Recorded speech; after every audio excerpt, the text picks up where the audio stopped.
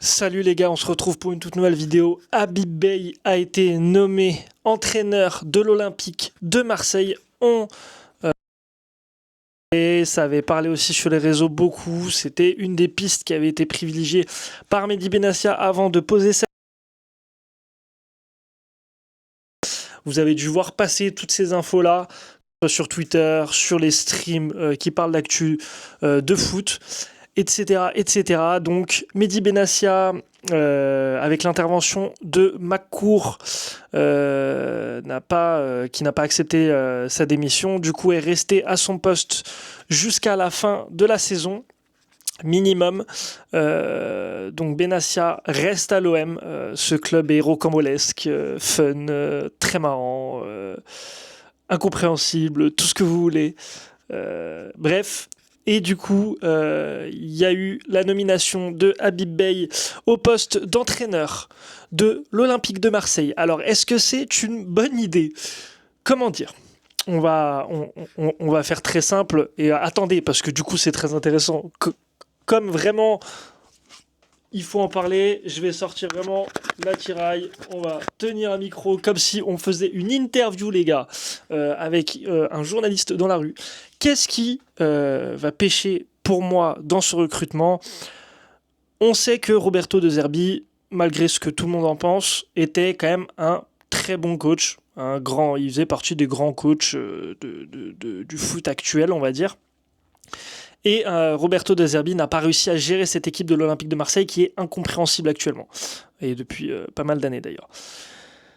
Est-ce que, honnêtement, je vous pose la question à vous, parce que moi j'ai ma réponse à moi, mais j'aimerais vous poser la question à vous et que vous me répondiez en commentaire. Est-ce que pour vous, Habib Beye est le bon choix pour l'Olympique de Marseille ? Pourquoi ? J'expose 3 faits. Habib Beye n'a pas su gérer correctement Rennes. D'accord ? Est-ce qu'il y a eu sabordage de sa part, un sabotage plutôt, de sa part du côté de Rennes, etc. Ça, on ne le saura pas. Il y a des poursuites qui ont été mises en place du côté de Rennes, mais ça, passons. Est-ce que Habib Beye a assez d'expérience pour prendre en charge un club comme l'OM, qui est assez difficile ? Pareil, j'attends votre réponse en commentaire, qui est assez difficile à gérer, avec tout ce que ça implique, la pression que ce soit du club, entre guillemets, parce que on peut dire ce qu'on veut, l'Olympique de Marseille est un grand club français, fait partie du top 3 des plus grands clubs français, on va dire. Et est-ce que pour vous, Habib Beye a les épaules pour coacher l'OM ? Est-ce qu'il va réussir à coacher l'OM et à remplir les objectifs de cette fin de saison ? Son contrat est jusqu'en 2027, du coup. Est-ce que pour vous, et je dis bien pour vous, Habib Beye sera reconduit l'année prochaine si les performances attendues ne sont pas réalisées ?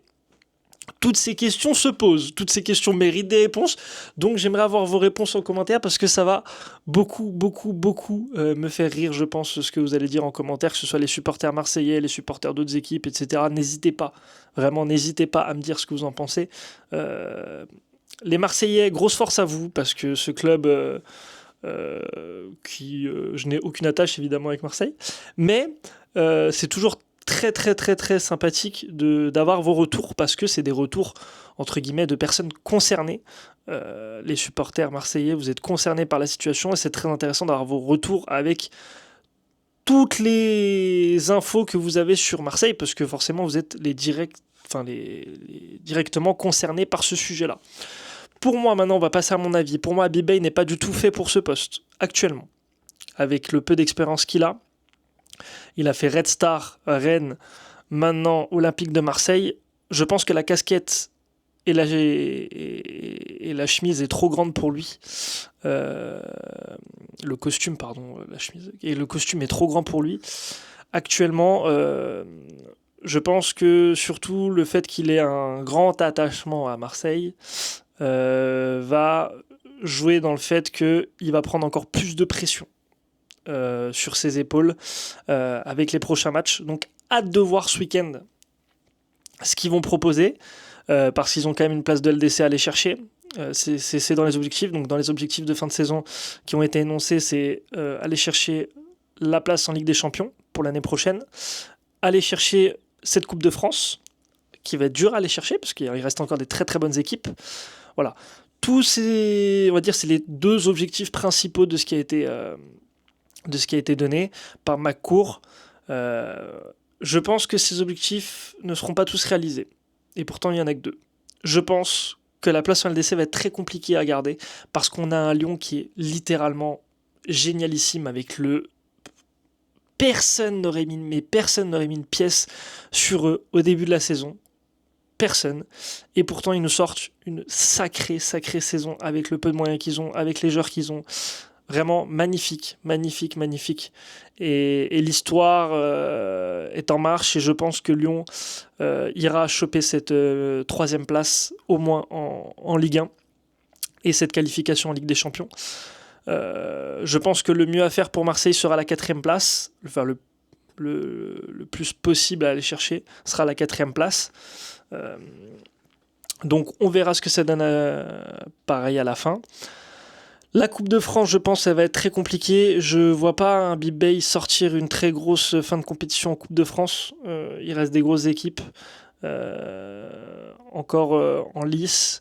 Et je pense que ça va mettre du temps à Bib-Bay, enfin pour Bib-Bay de se mettre en jambes, surtout avec l'effectif actuellement qu'ils ont, tout ce qui se passe dans leur club, les supporters qui en ont marre, les supporters qui ne voulaient en plus pas Bib-Bay à ce moment-là.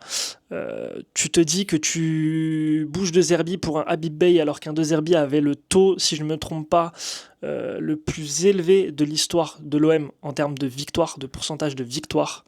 Donc tu te sépares d'un de Zerbi qui a le pourcentage de taux de victoire le plus élevé pour prendre un Habib-Bay qui est très peu expérimenté, surtout sur des grands clubs européens. Parce qu'on peut, oui, je le dis, un grand club européen tel que l'Olympique de Marseille. C'est compliqué. On verra. Après, au final, est-ce que l'OM ne devient pas petit à petit un club mal géré et du coup, par la force des choses, un petit club? Donc, potentiellement, au final, est-ce qu'il n'aurait pas les épaules pour un club qui dégringole comme ça, Bib-Bay? Je ne sais pas. Est-ce qu'il va nous surprendre? On verra bien. L'avenir nous le dira. En tout cas, merci d'avoir regardé cette vidéo, les gars. Dites-moi ce que vous en pensez. Ça m'aiderait énormément de savoir ce que vous en pensez en commentaire. Donc n'hésitez pas à me donner vos ressentis. Et on se retrouve à très bientôt pour une prochaine vidéo. Ciao, les gars.